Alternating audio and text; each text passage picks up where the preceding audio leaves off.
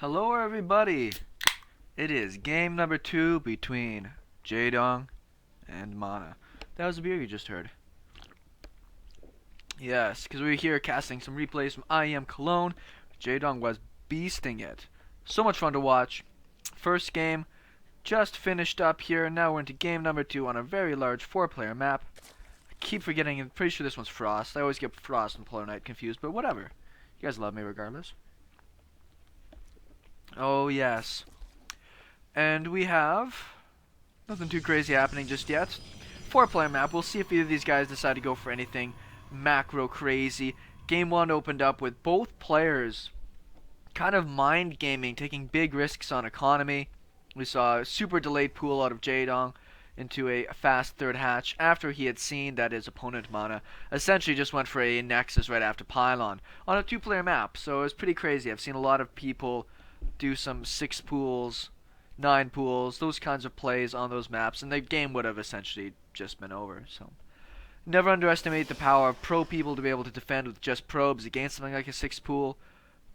But in a 2-player map, you're going to find somebody that can pull off just those complete build order wins. They're going to have a much better time at it. Pool is actually going to go down before hatch on this 4-player map. Another kind of interesting choice here. We're seeing a lot of players, particularly on this map, go for going for something a little bit more defensive. Mana once again is going to open up straight into this here Nexus and probably go scouting with this here probe. Sees the Overlord timing, really funky. That's really interesting that he just knew to come down there and look at that moment, and that tells him where his opponent should be. He's still going to go scout just to make sure, but Jaedong now knows that it is a Nexus first from his opponent. So we'll see if he goes out for a pretty fast third hatch once again on this side. Or something else a little funky. Who knows? Billings going in the back, not using it as any type of wall off just yet.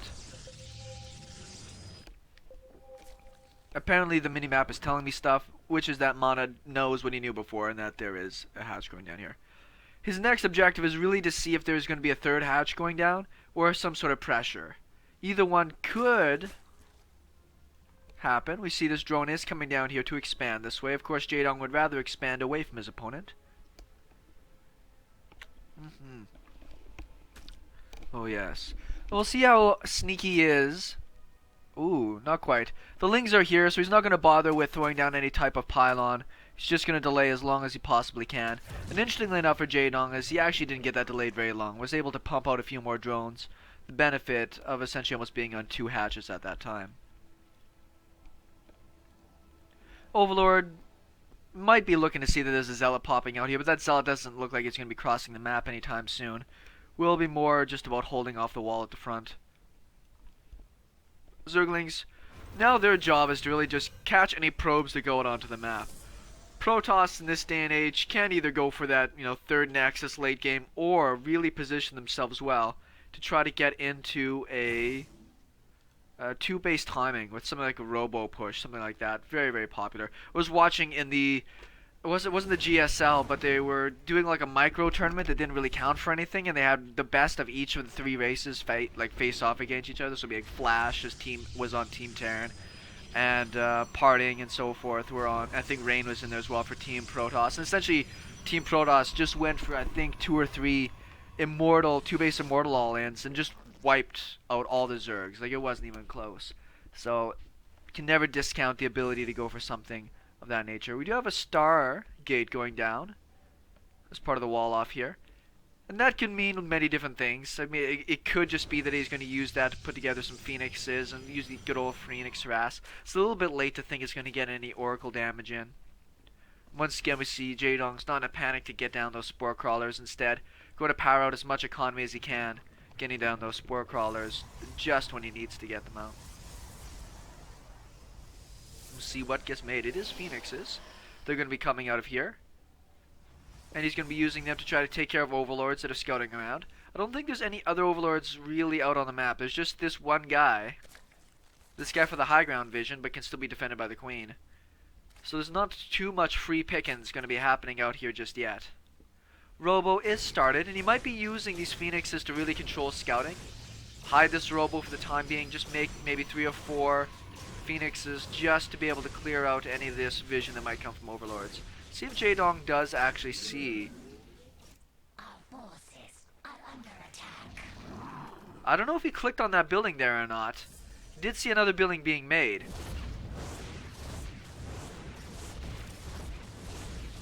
Oh, missed that Overlord. He will get shot to death. Third Phoenix is about to pop. We should be seeing a Spore or 2 go down here pretty quick from Jaedong now that there's enough of them out. Pretty saturated up. Got just a slight lead on those probes there. I am everyone. Do you have like 2? I don't know. That's really funny. I don't know if I'm doing bad, but we could be. It's the analysis desk. Barcode has left the game. So here are the Immortals here. So this might just be the Phoenixes setting up to be able to deny the scouting and then go for an Immortal timing. Well, we have a Colossus. This usually tells me that it's going to be moving into a third base.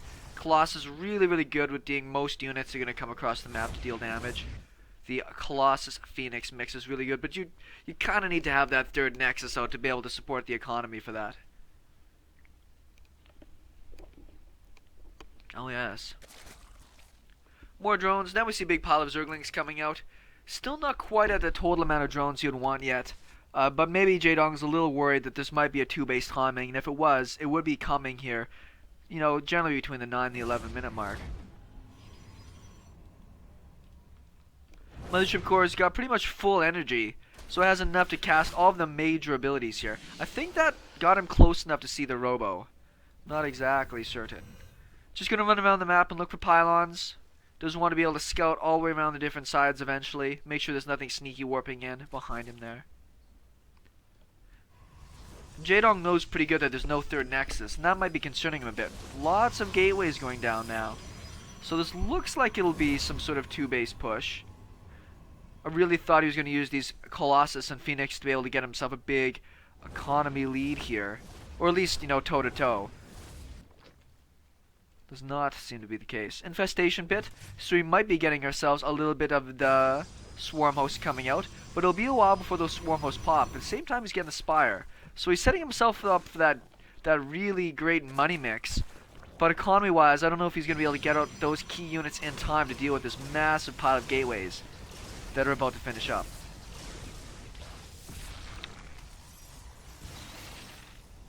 Actually, about 8 workers killed in there somewhere. I must have hit a drone line while I was scouting around a little bit. He is finishing up his wall at the front along with a cannon, so he knows that this is going to be a big push. Roach Warren's just finishing up, so this might just totally catch Jaedong off guard. All these Lings are not going to be able to get a good run by, and against 2 Colossus with these... with all these sentries in tow, I don't think these Zerglings are really going to work out that well. Spinecrawler going down, 7 Corruptors. I don't quite know if this is going to be the right kind of units for Jaedong to make this happen. He's looking for a pylon, but there's a Warp Prism in this as well, so it's not going to make too big of a difference here. I think this is just Mana catching Jaedong on a perfect timing. Yeah, he's not going to get through there. This is kind of just GG if I'm not mistaken. I mean, there's some Corruptors out, but there's a ton of +1 Stalkers here. So I don't really know exactly what Jaedong is going to hope to accomplish here. These Colossus are just going to roast through all of these light units. Colossus are actually getting microed along with this Warp Prism here really, really neatly. 1 Colossus does go down. Still a lot of Corruptors in the air, surprisingly. Warp Prism does go down, but I think there's just still too many units here for Jaedong to really defend with this. He doesn't want to pull his drones to attack yet, waiting for the next round of units to really come through. Spire is going to get sniped. It's not the worst thing for Jaedong to lose right now, because he's not going to be making any of those air units to really combat this army. +1 Zealots are going to do pretty good work against these. What are they? Well, they got +1 armor on them at least, so won't get 2-shotted. But I still think with this Immortal in tow here, working on these Roaches, this is just going to be too difficult. He's making a game of it though. He is getting pretty close in this bit. He's making another hatch down here just to be able to get out a few more numbers. This is crazy. I'm actually really, really surprised that Jaedong was able to hold that. I thought for sure he was toast. It was still a pretty good timing push from Mana there. I think it was just some great control in order to pull that off.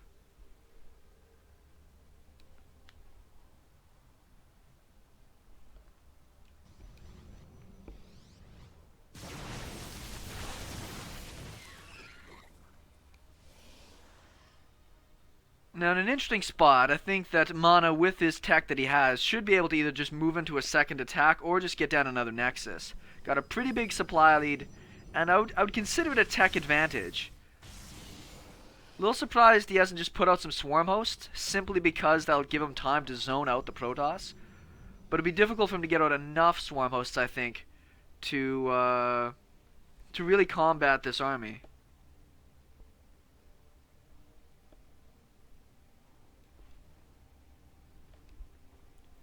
Doing what he can. He's got some creep moving. If we look at the economy, he's gotten back to about even. Lots of roaches have finished up. They are +1 armor, 2-2.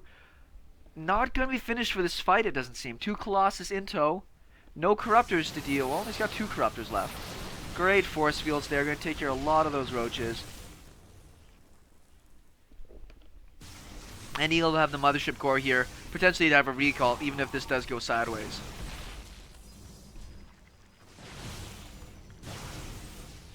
Jaedong has kind of pulled the supply closer. Got another 10 roaches about to bust. He's taking a fight on 3 angles. I mean, that's ideal. Don't think he's quite got what he needs to, though. And even if he wanted to pull his workers, both Colossus are still alive, and I don't think that'll work out well for him. So that's a many Stalkers in here. Even though they're only on 1-1. That's still giving them enough of a lead.